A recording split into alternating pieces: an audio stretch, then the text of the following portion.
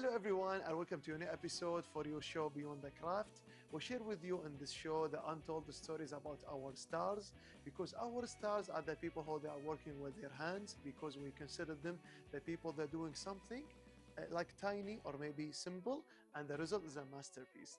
That's why we're gonna visiting their workshops, their studios, their houses, and even the corners, because in these kind of places we call it something from the scratch, and now everything is amazing and totally different.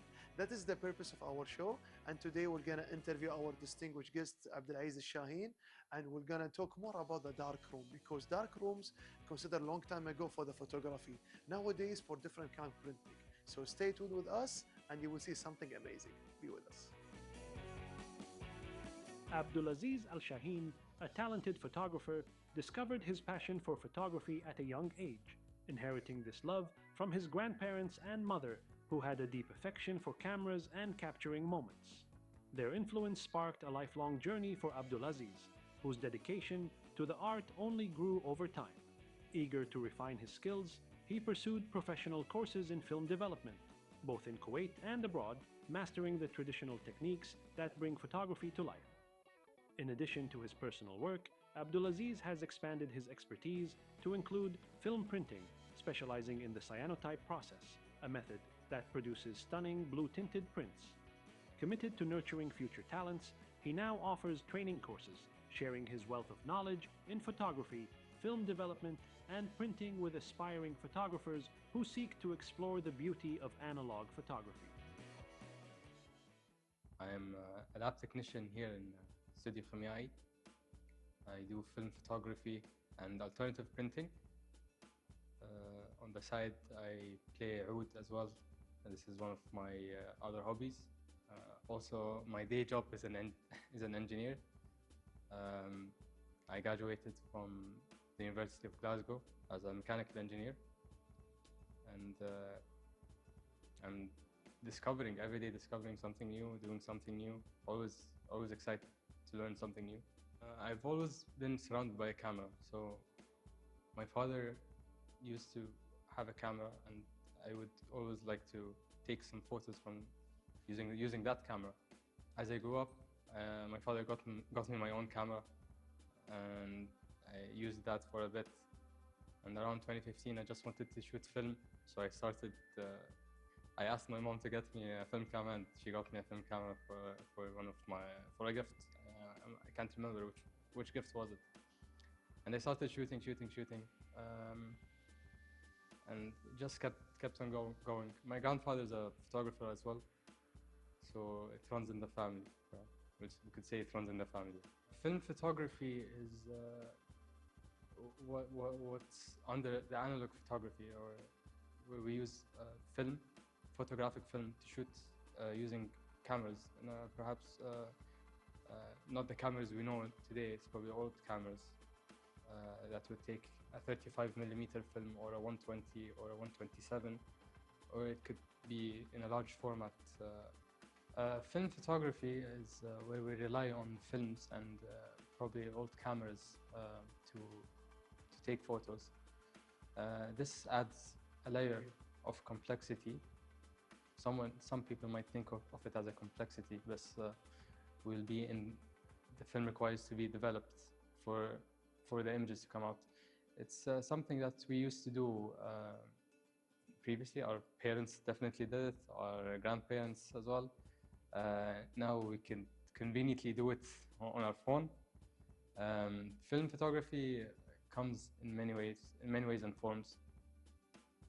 The most common one would be using a 35mm film, which is the small one. It's not the smallest, but one of the most common ones we use. They come in the canister.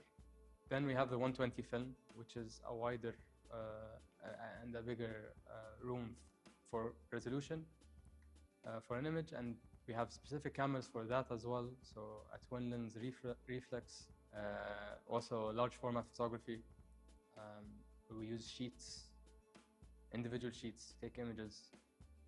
As such, with digital photography, so this is the common form of photography we have. We have it in our phone.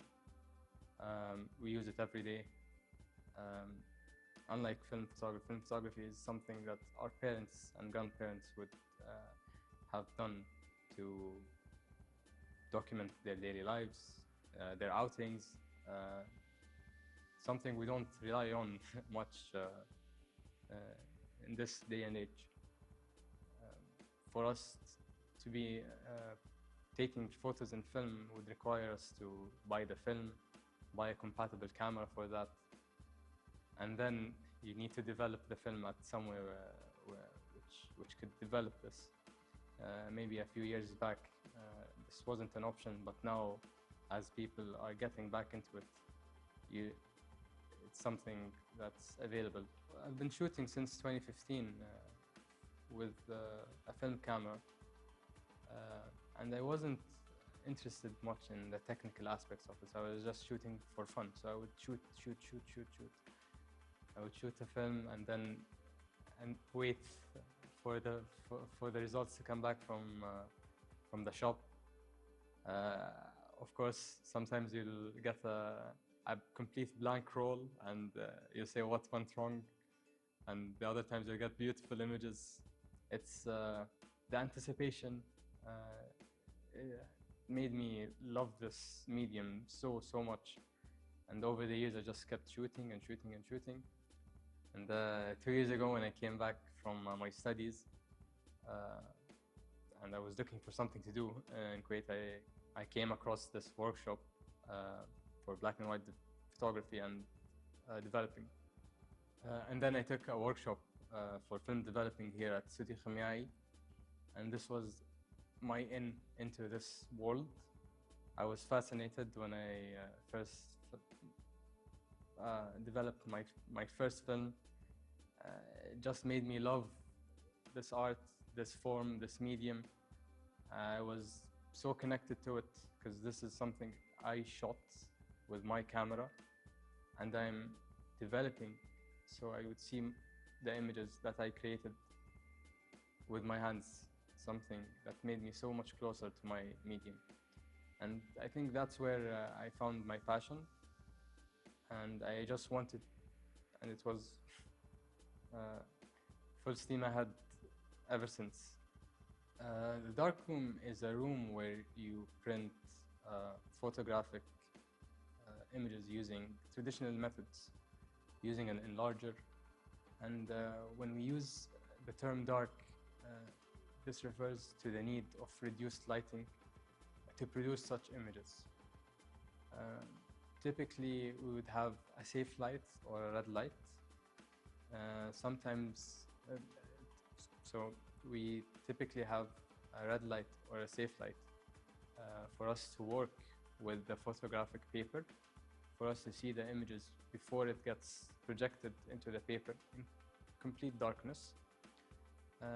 Because film is photosensitive,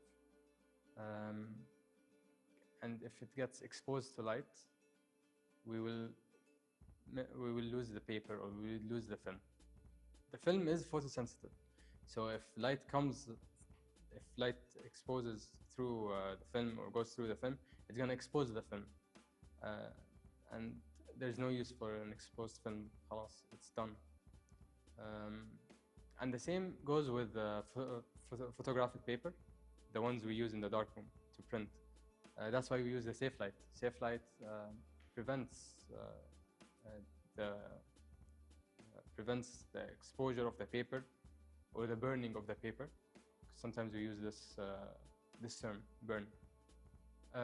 Dark rooms in Kuwait were part of our curriculars in the university and other schools as well, from the 80s and 90s. Over time, there was less interest in this matter. Also, with digital photography being so popular and the new thing, people wanted the convenience and the ease. So that disappeared. Over time, or recently, we found there's a surge in film photography. People want to shoot film more. People are more passionate about film photography and being perhaps maybe developing their films and being more technical with their work. And now we have darkrooms in Kuwait populating around. I was inspired in one of my darkroom visits where I saw Huda Abdulmughni. She was working with cyanotype, which is a form of alternative printing. When I saw her printing a zine, I asked her what was that. So she was telling me and explaining how this was the cyanotype print. And around that time I was going to Egypt, so she recommended me to go to one of the darkrooms there and take a course with Muhammad Abdul Wahab. When I went there and I also took that course, and I learned for a few months there the techniques. I love the technicality of this world. I loved film photography more. I loved printing. I loved alternative printing, and from then I was inspired, and my passion keeps increasing every day. I notice a lot of things in my daily life, out in the street. I notice movements. I look up a lot. I look at chairs as well. I'm always inspired by ephemeral objects or objects that doesn't mean anything to many people. Sometimes a chair would be that in the street, but I like to look deeper into that sometimes. And being one of my blogs that I do, I actually shoot chairs around Kuwait, and it makes me always inspired to look for more chairs and more stories out there. I look for the stories in people sometimes. My photography is all over the place. I don't have a specific style. I don't have a specific thing that I like to shoot. Whatever I see on the streets that attracts me or grabs my attention, I would like to shoot. I would love to shoot. And that's why I carry my camera with me most of the times. Whenever I feel inspired, or something that will inspire me, or something inspires me at the moment, I would like to shoot it. Usually I'd like to shoot both mediums, but I have my phone always with me to shoot my daily activities. If I need something that would be for a reference for me, I would take it. I would use my phone, of course. Also, I prefer using my phone sometimes in situations. I also recommend people that are getting into photography to love shooting with their phones. If they don't like shooting with their phones, I don't think they would like shooting with a camera, because you could do everything on your phone. You could compose, you could learn how to shoot, you could control light as well. It's a complete device, and so we need to use it. We need to learn from it initially. Then once you're happy with what you do, you could move on to the next step and be experimental. I love to capture the rawness of a scene as it is.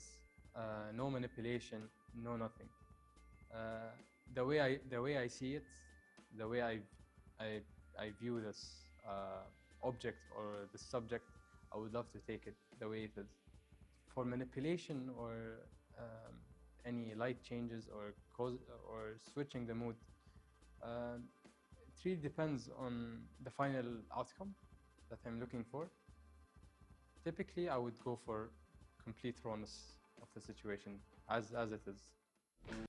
So cyanotype is one of the oldest photographic printing techniques. It was invented, or it was used back in the 1800s, and over time people used it to make blueprints, and that's where the terminology of blueprint in architectural drawings comes from. With the invention of Xerox and printing machines, people use it less for that purpose. With COVID and people being stuck at home, Cyanotype made a comeback in an artistic way. People got creative. They made prints using imagery and plants as well. One of the earliest methods of capturing an image of, let's say, an image of the plant was through cyanotype by Anna Atkins, which was considered the first female photographer, and she was a botanist, and she used this technique or this method of printing to document English botanicals or British botanicals. So cyanotype process, we start with two chemicals where we mix them together to produce a photosensitive solution.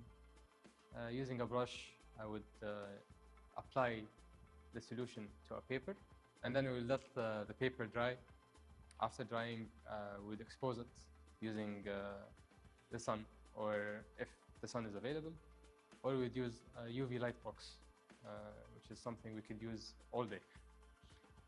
After that, we'd wash the print with water, and we'll get a print.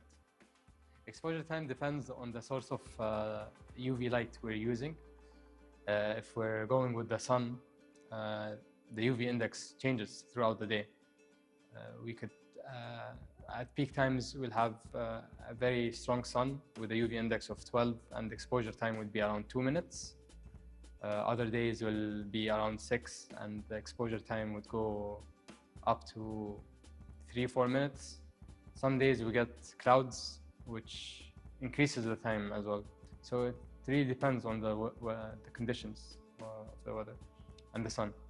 If we're using a light box, then we'll have standard timings based on the image we have. So we will make a test print, for example, and determine the right exposure. And this would be the exposure consistently. And we won't have to test for it because it's the same output every time. The difference between black and white and the color developing would be mainly in the chemicals used and the method of developing. So in black and white, it's a much more forgiving method. Temperatures won't affect it as much as in color development, because we need to be at a specific temperature for color to come out. In printing, in color darkroom printing, you would need complete darkness, total darkness. You won't see the image until it comes out in its final form. That's where you would decide, if you need to change some things for the next print. It's not as forgiving as black and white. Many mistakes can occur during developing stages and during the printing stages. The big one we always fear is light. Any source of light would burn the image or expose the image, expose the film, expose the paper. So we need to be very cautious of light around us. Other issues would be regarding the chemicals we're using and the shelf life and the usage of the chemicals. So if the chemical is expired or exhausted, we would return some foggy negatives or foggy paper. This is something we need to test before every time we develop. We need to check that our chemicals are ready to go to avoid such mistakes. Of course, in my test trials, I did forget to check one of the color chemicals, and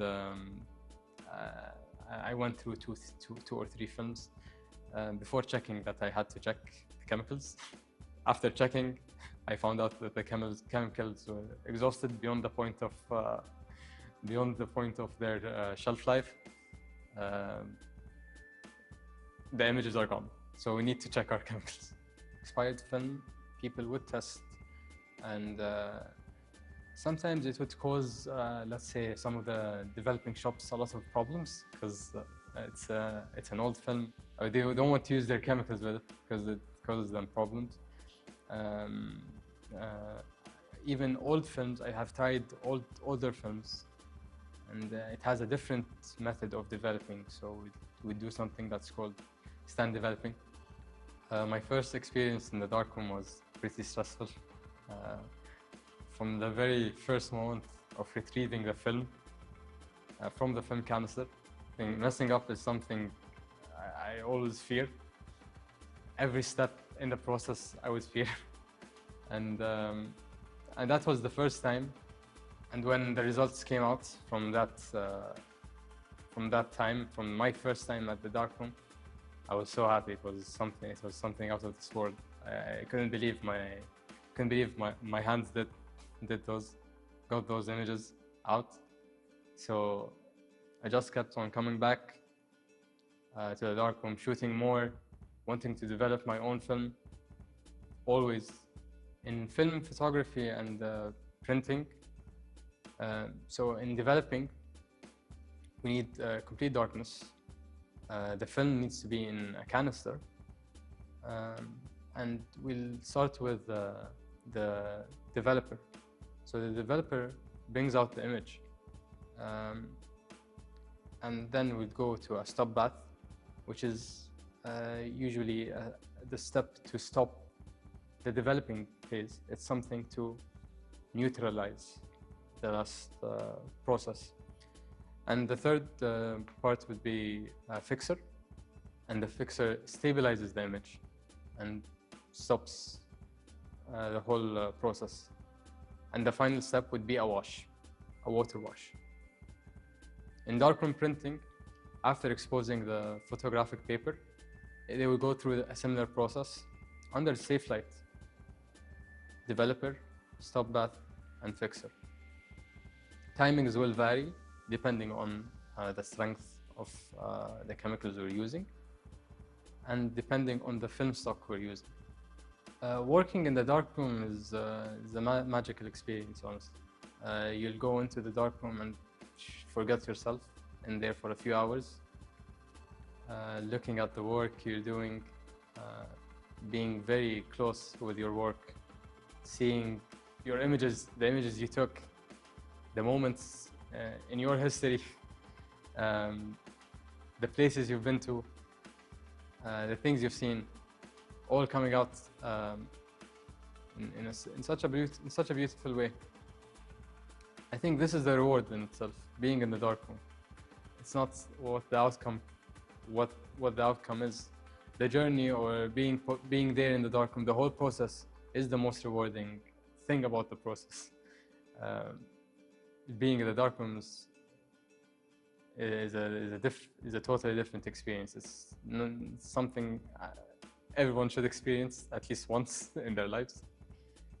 Seeing an image coming out to life is such a beautiful thing. Working in the darkroom or in the studio in general influenced my use of digital aspects, of course. Especially in the cyanotype process or in the alternative photography realm, where for convenience I would love to print something that I couldn't do from my photography.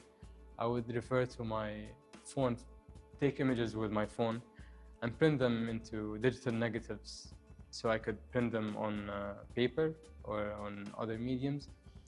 There's no shame in that. Sometimes people think you need to be some sort of a purist to this type of media. I think otherwise, we have the convenience of the phone. We have it there for us to help us in creating or making our media much more beautiful. So this is where I would definitely use digital photography and have it assisting me as a way of assistance in creating cyanotype prints. For beginners in photography in general, love your phone, guys. Please, you need to love shooting with your phone. It's a tool we have in our pockets every day. Learn how to do that, and then love it, compose images, be part of it. Just don't jump into something that you don't know about. Once you get to that point, then yes, take it to the next level. Whereas for darkroom printing, don't stop. Once you get into it, if you loved it, if you liked it, just don't stop. Continuity is key in the darkroom. Practicing is key in the darkroom. Making mistakes in the darkroom is key as well. So just being there and learning from your mistakes, making new prints, learning new things, experiencing it firsthand is something I would highly suggest to anyone that's interested in darkroom printing. The purpose of our show to showcase more about our Kuwaiti talents, about the people who's living in beloved country state of Kuwait. We're going to their places, we're holding our cameras and to showcasing about their talents, what they are using with their only hands, simple tools, which is your hand, and the result is a masterpiece, because all the thing about the keynote, about the main topic about our show is how they are people, they are doing their best, sacrificing their time, sacrificing too many things to share with us about how they are doing, following their passion, and now they are stars for their profession because they are well known for their handmade and craftsmanship. I hope you enjoyed our episode for today, where we interviewed with you our distinguished guest Abdulaziz Shaheen, when he already sharing with us about the dark room and we were being in their place, and he already sharing with us about the techniques, the story, and even more. And now we reached our episode for today. Hope you enjoyed our stream. We'll see you next time and have a good day.